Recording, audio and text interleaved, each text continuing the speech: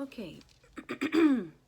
Good morning, everyone. Sorry to come on with the clearing of the throat, but boy, that's a chronic issue that your girl has a problem with. I'm hoping that I can figure out some type of solution pretty soon. And you know what I notice, y'all? Y'all notice my face is like twist? I don't know if it's because when I'm doing these vlogs, maybe I'm not sitting at the right angle, or I'm not entirely sure. But definitely, I don't know. My face is definitely twist, and I'm noticing that my mouth is twist. Anyway, it's all vanity, people. And I don't want it to stop me from sharing what I think is important information.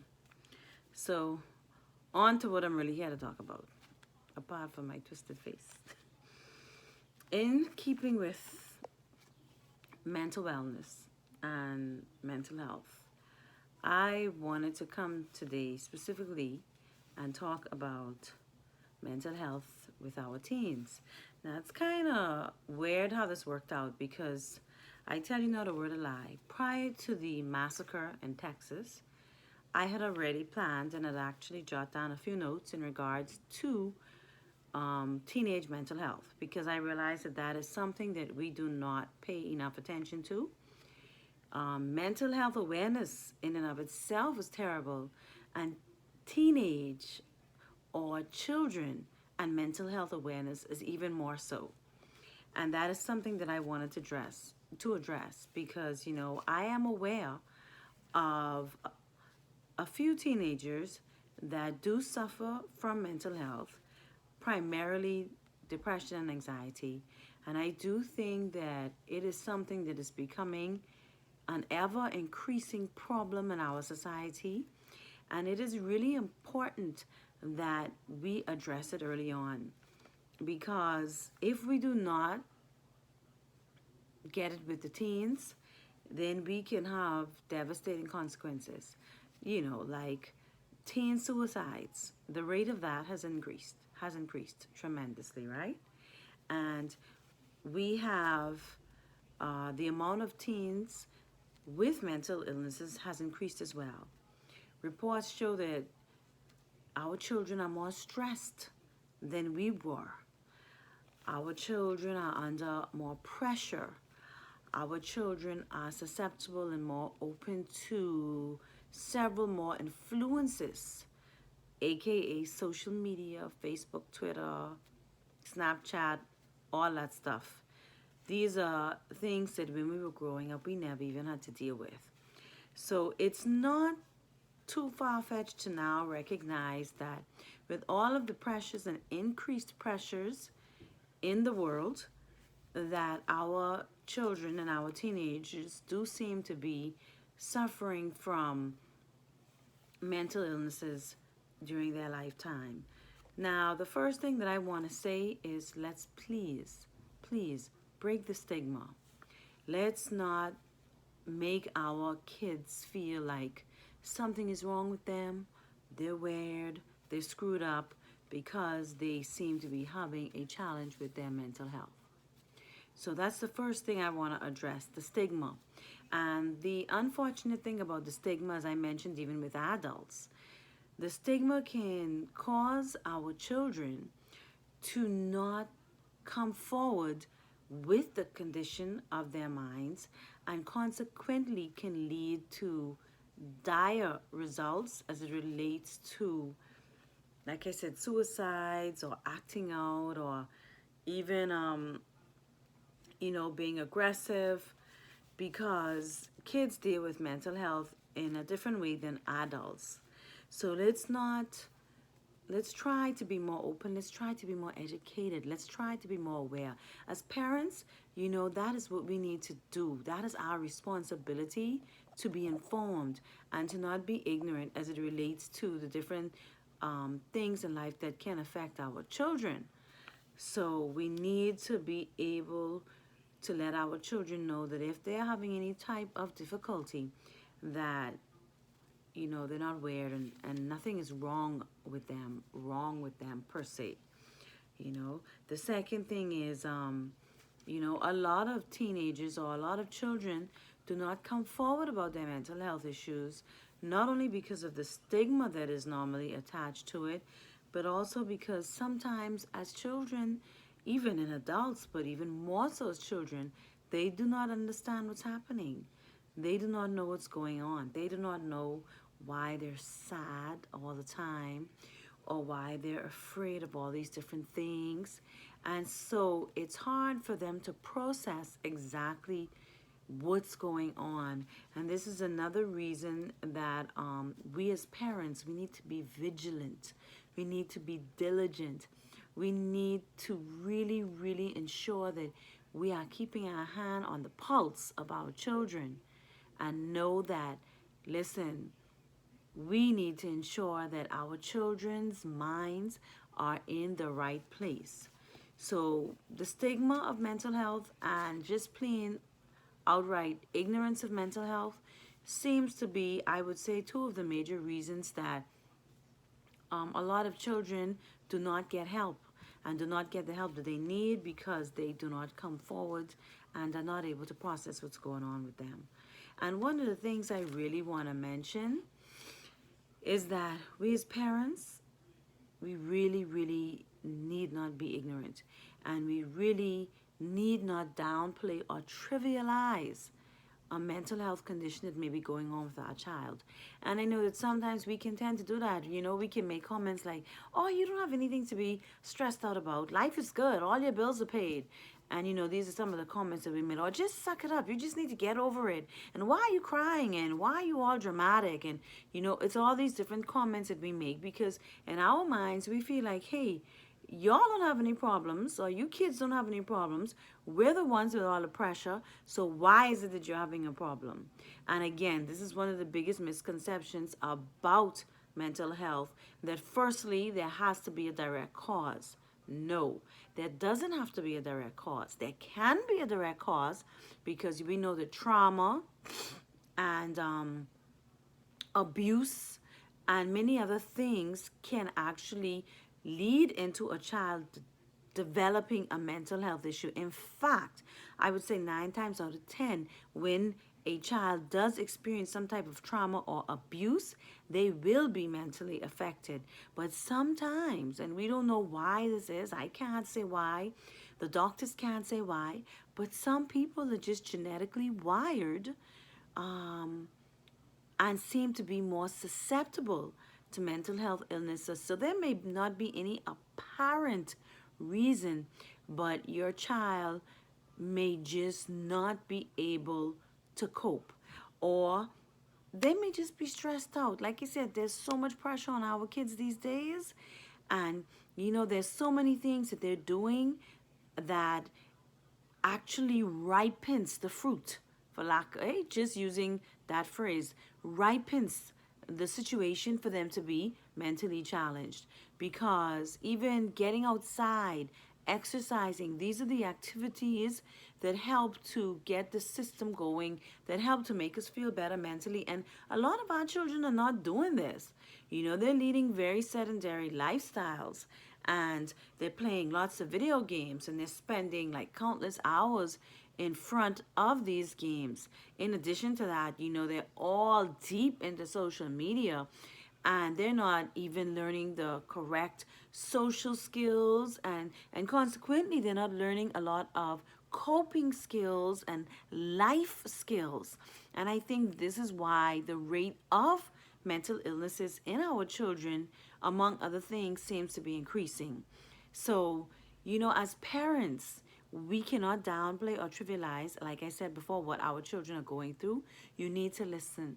You need to be alert. You need to watch your children and take them seriously. If they come out and even say to you that they're having a difficult time, do not brush it aside. Sit your children down. Talk to them. On my WhatsApp status, and I even sent it to most of you who I will send this video to as well, I posted some information, signs that you can recognize that your children are actually maybe possibly experiencing some type of mental health issue, and also some tips on how, if that is the case, the good thing about children is a lot of times these mental illnesses that they do deal with, they can get help and they can live a very normal, a very active and productive life. They can beat it, people. So, again, this is about being proactive. This is about knowing the problem, tackling the problem, and helping our children work through it so that they can have a mentally healthy future. Okay, so that's what I want to stress. Now, I'm not going to go into all the stuff about what are some of the signs, but I just want to point out that with young people, signs of mental health can display a bit differently from adults. And this is something that I didn't realize either. But you can find, like, most adults, if they're going through a depression or anxiety, I don't know that their reaction would be anger. But a lot of times, when a teenager is going through a mental health issue, anger can be a telltale sign that something is not right. So I just wanted to mention that. And there's some other things, speaking all the time about dying, or making these comments that they don't need to be here, or that maybe the world is better off without them. Sometimes we hear these things and we're flippant about it and we say, stop talking stupidness or stop talking foolishness. But we need to be woke, people, okay? We need to be woke. And if you are noticing any of these things with any of your children, you need to seriously sit down with that child and make sure as best as you can that you are aware of what's going on with your child.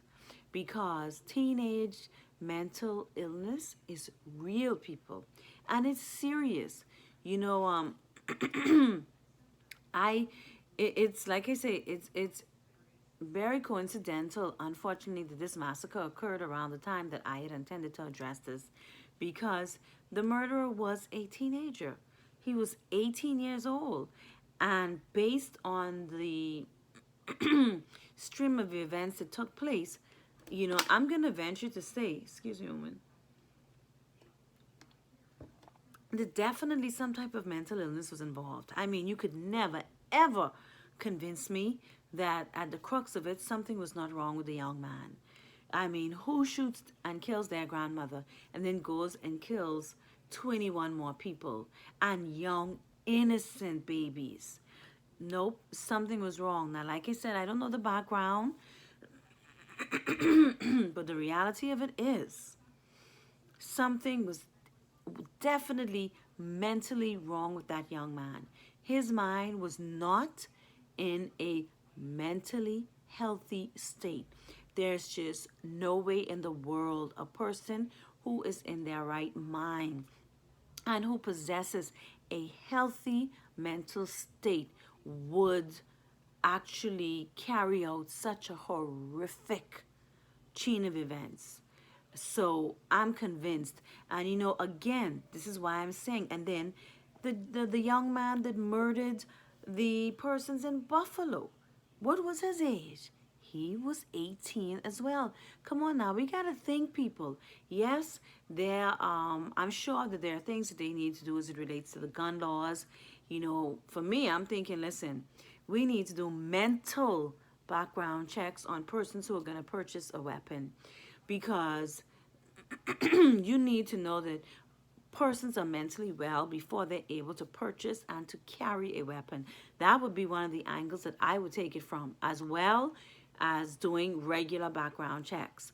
But even in addition to that, the problem doesn't start with the gun, because many of us have 18-year-olds, and our 18-year-olds don't go around shooting up persons. I would venture to say I have two sons. Both of them are past the age of 18 now, but I cannot see them at the age of 18, picking up a weapon, even if they had access to it, and just going and shooting old persons or shooting elementary school kids. That is just not something that I would ever think in a million years that they would do. So the question now becomes, is it just about the guns and the laws that revolve around the guns and the availability and the accessibility? Listen, it all starts in the mind. this young man's problem, and the young man 10 days before with the Buffalo shooting, their problems began with the mind. And I'm not ridiculing their parents. I'm not saying anything against their parents. I don't know what their home background is. But if we as parents can just be more aware of mental health, educate ourselves. There's so much information on the web. We use it for so many other things. Shopping, social networking, all these other things. Let's use it to educate ourselves as it relates to rearing and grooming our children. And let's be more aware so that we can try our very best to lead our children in the right direction and to ensure that our children are in mentally healthy places. I'm not saying it's easy, and I'm not saying it's going to always work out, or that you're going to be able to just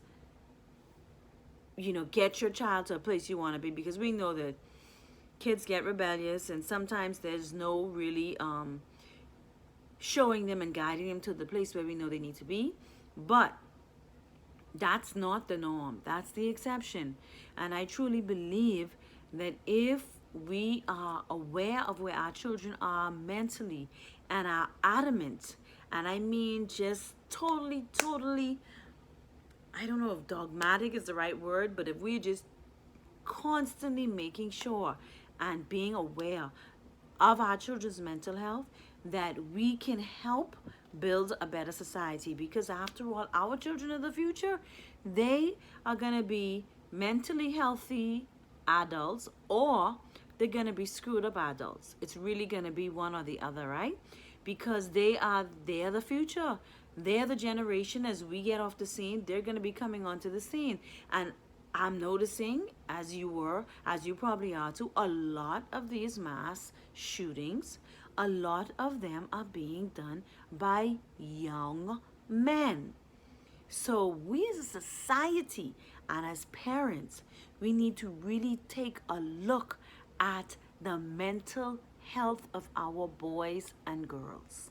Because like I said, a mentally healthy teenager is going to be a mentally healthy adult, and a mentally healthy adult in most cases is not going to shoot 19 innocent babies.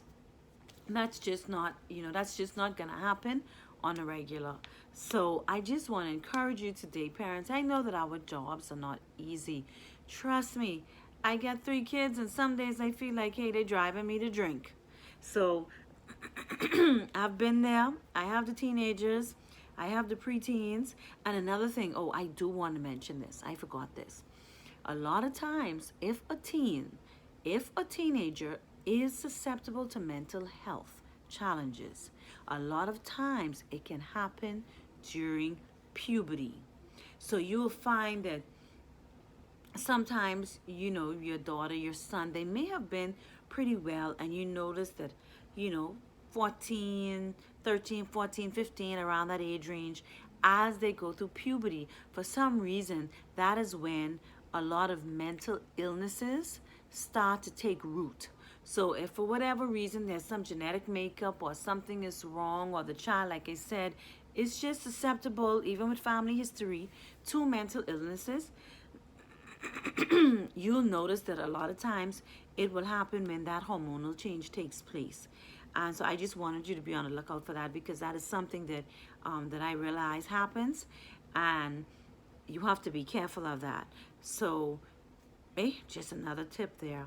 Just doing my part in this world, trying to make it a better place. So, mental health. Let's realize the importance of this, parents. This vlog is for you this afternoon. Let's realize the importance of this. Let's be proactive in helping our kids be the best version of themselves, and let's help them be mentally healthy adults. So I hope this information was helpful. Again, I'm gonna ask you, if you enjoyed this information, if you felt like this video did help in any way, people, could you subscribe to my channel, please? Like the video, share it with all the parents that you know, so that we can help each other. This is how we help each other, by sharing knowledge. So I'm going to sign off on that note, and I'm going to say to you, be well, parents, and be vigilant, be diligent, and let's get our kids well. Thank you so much. Love and light to you. God bless you all.